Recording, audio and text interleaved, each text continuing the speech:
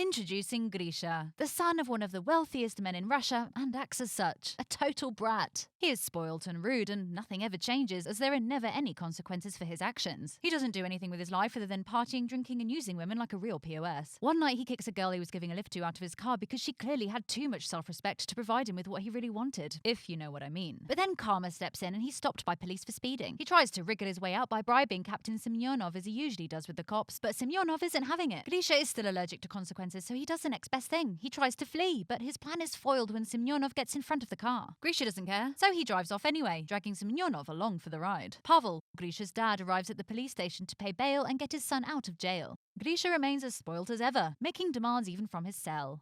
The police chief reminds Pavel of all the crimes Grisha has committed the past few months, now including grievous bodily harm after sending a cop to the hospital with grave injuries. Grisha is totally out of control and Pavel needs to do something about it. After he's bailed out, Pavel scolds Grisha for his behaviour and threatens to cut him off. But Grisha couldn't care less because he knows his dad is all talk. He wouldn't actually go through with it. Stressed and frustrated, Pavel visits his friend with benefits to cheer himself up, TV producer Anastasia. He needs some comforting right now. He's at a loss to know what to do about his son. Enlisting him in the army isn't even an option because he got him out of recruitment in the past. Anastasia has an idea. She knows a guy who she used to work with on a horror movie, and perhaps he could help. His methods are somewhat unorthodox but very effective, and Pavel decides to pay him a visit. They enter the creepy house to find Levanovich hanging from the ceiling with a rope around his neck, but it's not for real. Lev is skilled at inventing devices and developing special effects to trick the eye. He shows a freaked out Pavel how he helped a client who was a smoker, pretending to cut his finger off. Well, that's one way to do it, I suppose. Pavel isn't into it and wants to leave, but Anastasia convinces him to at least hear Lev out on his plan for Grisha. Several days later, Grisha leaves a club to find his car being towed. So he runs after the truck but is shot at and falls unconscious. He wakes up hours later to find himself in a horse stable, wearing strange clothes and being instructed by stable boy Artyom that he must saddle the horses or their lord will get angry. Saddle the horses? Lord? Grisha hasn't got a clue about what's happening and is even more perplexed when foreman Avjay drags him outside and proceeds to kick and yell at him for not following orders. Then appears landowner Dmitry and his son Alexei, who whip Avjay before whipping Grisha once for not following orders. Dmitry warns him if he doesn't get the horse ready right away, he'll be subject to a worse punishment. But when Artyom takes him back to the stable, Grisha escapes through the window and makes a run for it. He appears to be in a Russian village in the 1860s before the abolition of serfdom.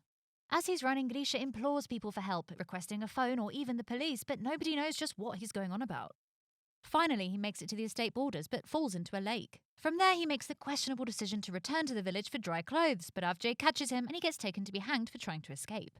But he's in luck as Dmitry's daughter Aglaya begs her dad to have mercy on the prisoners because she's fed up with all the killing. As it's her birthday, Dmitry agrees, and Grisha is pardoned. Happy birthday, darling. Meanwhile, a bird is flying high above, assessing the situation, and then flies to a windmill on the edge of town. Is it a bird? Is it a plane? No, it's a drone disguised as a bird. And this whole ordeal isn't to do with time travel at all. This is Lev's elaborate plan to teach Grisha some discipline, and Pavel has the money for such an expensive production. Anastasia helps to keep up the illusion with her experience as a TV producer. All over town are hidden cameras, even in the trees, and there's always a sniper ready to shoot Grisha with a tranquilizer in case something goes awry. After realizing his son had really been whipped, Pavel starts to wonder if he's done the right thing, but Lev assures him that this is for Grisha's own good. Pavel spots Lev and Anastasia arguing and can't help but wonder what's the deal between them. Lev explains that when Anastasia said they worked on horror movies together, she actually meant they used to be married. At this point, Grisha has spent some time alone in the stable, coming to terms with the fact that he's travelled back in time. The actors are given the scripts for the next scene, but the director reminds everyone of the rules, like how men can't shave their beards and women can't shave their legs. Sounds good to me. Oh, and things like bras, underwear, earrings and rings are obviously forbidden. Alexei picks up his script after greeting his girlfriend Liza, who isn't an actor but is in charge of the horses, and he makes fun of Aglaya's contract. The writers want her to be Grisha's love interest, which means she'll have to do the nasty with him, which leaves Alexei wondering where one draws the line between actor and harlot. Grisha is experiencing a grueling routine in the village. He must wake up before dawn, eat broth with his only source of protein being flies, work with horses he's terrified of, go to the toilet in the forest which also scares him, wear pants without underwear, and get lashed every time he's disrespectful. One afternoon, Grisha is taking a break from work when he suddenly hears Aglaya crying, and she explains that she's sad because her father wants her to marry an old rich man. Instead of being sympathetic, Grisha thinks it's a great idea because if the man is so old, well, he'll soon die and she can enjoy all his money. A few days later, Grisha steals a chicken and asks Artyom to help him make soup, but greedy Grisha ends up eating it all instead of sharing it with Artyom, who did most of the work. Then Avjay discovers the chicken theft and demands that the culprit confesses, or he'll whip someone at random. As usual, Grisha fails to show any empathy for another human being and looks on as Artyom is taken away for a lashing and doesn't say a word.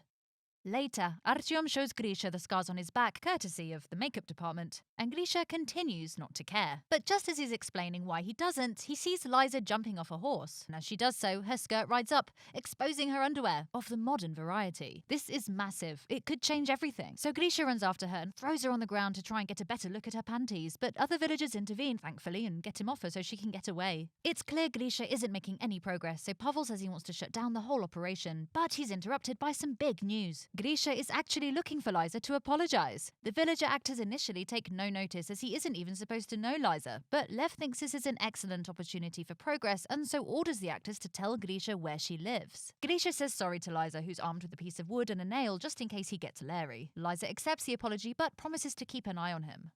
A few days later, it's the traditional holiday of Ivan Kupala, a celebration considered the most magical night of the year. The legend goes that whoever you spend the night with will spend the rest of their life with you. During the festivities, Grisha teaches the musicians how to play lambada and gets the villagers in a conga line. Aglaya frantically takes Grisha aside to tell him the prospect of an arranged marriage is too much for her to handle, so tonight she'll walk into the lake to end it. He doesn't bother following to try and stop her. Instead, he finds Liza and begins telling her about future technology after she takes pity on him. She tells him she believes him when he says he's a time traveler. But then Artyom interrupts them and, after a few failed attempts at getting Grisha's attention, explains that Aglaya has been seen near the lake. Grisha finally comes to his senses and rushes to the lake to save her and take her home. She makes a pass at him, but he turns her down to look for Liza instead. But he can't find her at the party, so he heads to her house, and all the stagehands hurry to hide before she opens the door. Grisha wants to see if the legend will come true by spending the night with Liza, but Liza's not up for it and slams the door in his face. The next day, Lev decides Liza will be Grisha's new love interest, so she becomes one of the actors on set. She's not keen on Grisha and won't kiss or sleep with him, but she does want to help change him for the better, despite her boyfriend Alexei's feelings about it all. And so a new storyline begins. Alexei is discovered drunk in town after causing a lot of trouble, including getting the sheriff hurt. Actually, as he's a noble, he thinks it's his right. But Grisha isn't appalled by this behaviour, he's just jealous, thinking Alexei must have had the best night ever. Although he soon changes his tune when Dmitri wants him to take his son's place to receive the punishment. At first, Grisha refuses, but when Dmitri offers him freedom and good food in exchange, he changes his mind. At least this time around, he actually shares the food with Artyom. Meanwhile, Anastasia and Lev are getting on again, and Pavel is worrying that they may be back together. But Lev finds this idea laughable because Anastasia clearly loves Pavel. For him, this is shocking news, as he thought they were just hooking up, and now he has some serious thinking to do. Grisha receives a few dozen lashes, but Pavel can't bring himself to watch as it plays out on screen, so he leaves the room. Anastasia follows him to comfort him, showing him how effective Lev's methods really are. She was the smoking client, and his finger-cutting trick helped her quit. After he's received his punishment, Grisha goes to the landowners to request the papers that will grant him his freedom. Dmitri isn't around, but Alexei is, and he promptly throws Grisha to the floor, kicking and spitting on him, calling him an idiot for ever believing they would really set him free. Grisha gets up and clenches his fists, about to retaliate, but instead turns around and leaves without a word, much to Lev's dismay. From then on, Grisha continues to work as a stable boy, but he's also spending more time with Liza and falling ever more in love with her. One afternoon, they're taking a stroll together when they see a bird flying erratically. It's a drone that has lost control. While the producers get the sniper ready in case it falls to the ground, Liza tries to distract Grisha by telling him she's seen the bird since she was a kid and thinks it's her guardian angel. Fortunately, there's no need for the sniper, as the technicians regain control of the bird and get it the hell out of there. Meanwhile, neither Alexei nor Aglaya are happy about the current state of affairs. Aglaya is incensed that she's been replaced by Liza, and Alexei hates seeing his girlfriend spend so much time with another man. Obviously, the shared rage makes them hot, and they can't resist making the beast with two backs inside a carriage, but whoops, are caught in the act by Grisha and Liza, who happen to be passing by. Liza is distraught that she found her boyfriend cheating on her, and Grisha thinks it was two siblings he caught getting it on. Because of this massive cock-up, Lev fires Aglaya and Alexei. Liza is unsurprisingly not in a good place mentally, so Grisha tries to cheer her up by making her a candlelit dinner in the stable, but they have to eat it by sharing a single fork. To round off the night, they go stargazing, and Grisha admits that if he was a free man, he would marry Liza. Remembering how he was tricked by the promise of his papers, he confesses he did want to punch Alexei, but didn't because when he looked at him, he saw himself. Touched by how much he's grown, Liza kisses him. But meanwhile, back in the real world, Aglaya is on a famous talk show telling the world that Grisha has been kidnapped, and now he's getting tortured. I mean, she's not wrong. The police make an appearance on the news announcing an investigation investigation, so naturally Pavel panics and wants to shut it all down before the police knock on the door. Lev says they can't stop yet, they still have time to plan a final heroic act for Grisha to pull out the bag. Seeing as Grisha isn't the sharpest tool in the box and doesn't catch on to any of the anachronisms, they decide to send a group of Mongols to attack the village. Grisha is hanging out with Liza when she suddenly says that if they never see each other again, she wants him to know that it's all been real for her. Artyom turns up and urges them to quickly return to the village because the Mongols have attacked. Falling for the story hook, line and sinker, Grisha thinks they should go the other way to avoid danger, so Artyom makes an excuse that he's fed through his hidden earpiece. Apparently, the Mongols will burn the village if not every worker is accounted for. In the village, the Mongols have been offered a ton of food in exchange, but their leader also wants a woman, so he picks one out from the crowd. Her father immediately jumps in to defend her, and since Mongols respect bravery, they allow him to duel one of their soldiers for her freedom. The father loses and gets decapitated, but since he paid with his blood, this is enough to buy his daughter's freedom. The next woman the leader chooses is Liza, but no matter how much she cries out for Grisha's help, he still runs away like a coward. Seeing as the plan still hasn't worked, Pavel is ready to shut it all down, especially since the police are on the way. But Lev still wants to wait a little longer because he believes in Grisha. Grisha sees the bird drone fly above him and takes it as a sign from Liza's guardian angel and decides to do the right thing, finally. He gets on a horse and after grabbing Liza's old stick, he rides back to attack the Mongols and save Liza by riding off with her on horseback. As soon as they're gone, the police arrive on set. Since Grisha isn't around, Pavel, Anastasia and Lev easily lie and simply say they're filming a movie, and the officers believe them and, without arresting anyone, leave.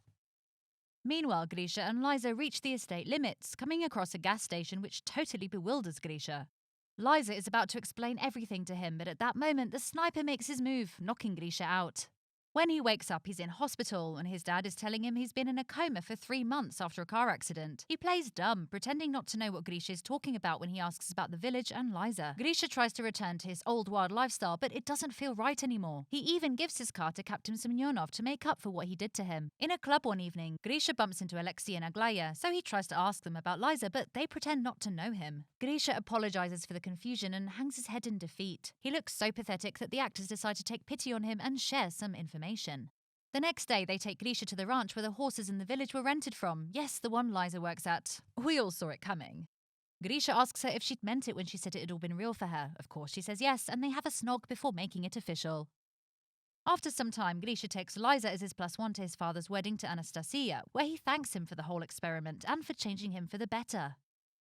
From that day on, more spoilt rich brats are taken to the village, and Grisha helps with their rehabilitation. Thanks for watching! Don't forget to like and subscribe to keep up to date with all our future videos.